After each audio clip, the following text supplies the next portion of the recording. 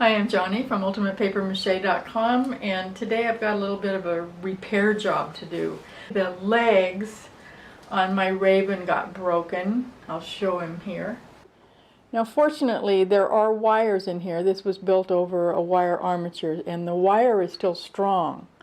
But it's bent because I threw a heavy box on top of this box when it was being moved. So he doesn't stand up straight anymore. Now fortunately I don't have to match the color. That's always a big problem when you're repairing papier-mâché, because if you have a piece that's already been painted, you have to match that color because you're going to have a spot that's, you know, not painted after you get done repairing it.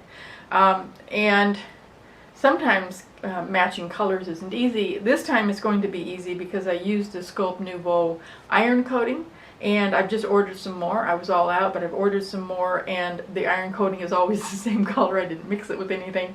So that's pretty much taken care of. What I'm going to do is I'm going to use this Tight Bond wood glue. It's really, really strong. And I'm going to use just a couple of pieces of newspaper, and I'm going to wind it around there, hopefully without thickening it enough so that it would be really noticeable once it's dry. Now I want to wind it around him. I don't want to get glue on anything except the leg where it's broken. And I don't want to put any more paper on than I need to, and I want to keep that joint in exactly the place it was before, or I will end up with the Raven who doesn't stand up straight. You also, of course, anytime you're repairing a finished sculpture, you have to somehow keep the new patch from changing the shape of the original shape too much, or it's going to be really noticeable. Now if you have an antique papier-mâché item, sometimes I get emails from people who have antiques. You know, papier-mâché will last for 100 years or more, but if you drop it, it breaks, and that unfortunately happens sometimes.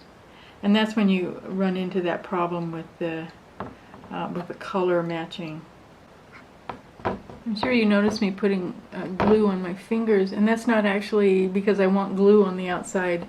It's just because my finger, the dry finger, keeps catching on the paper, and I can't smooth it off. And then putting glue on my finger kind of lubricates it a little, I guess you could say.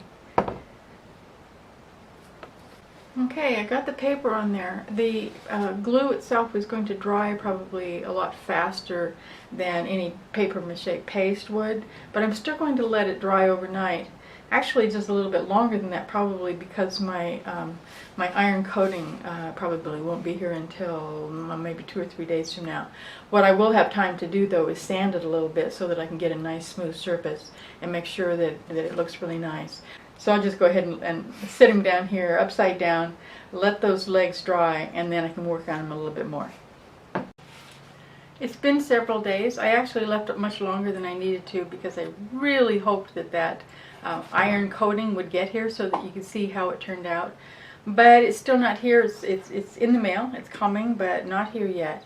So I'm just going to go ahead and show you how this turned out. It's incredibly strong. I mean, you saw that I put very little paper on here. It's helped by the fact that there's that wire on the inside. That really makes a difference, I'm sure. It's kind of like a splint when people were making the old-fashioned casts for broken legs, I guess. So that really did help a lot. But even if there was a piece up here that had to be repaired where there's really no stress on it, I think this glue, along with just a few pieces of papier-mâché or you know, the newspaper, would do the trick. It would be just fine. Now I don't need to do very much work as far as sanding. It came out really smooth. Here, I'll pretend here in a minute.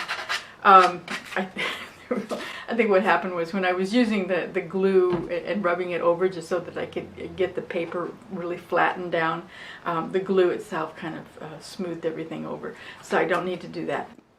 Doesn't stick out. It didn't make the legs fat. That's what I was really worried about.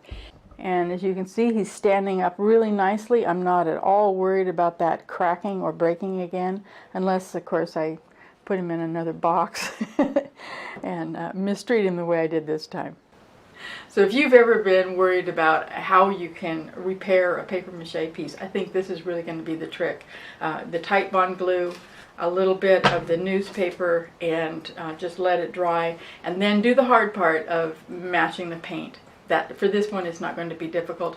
Now that I know how to do it though, I am going to repair my elephant's tail. I broke her tail probably 4 years ago and I've never fixed it. Kind of keep her back towards the wall so I won't notice that her tail is broken. But now I'm going to take that out and I'm going to fix it. And I'll show you her tail when I get it all done. That'll be a while though. Thanks for watching.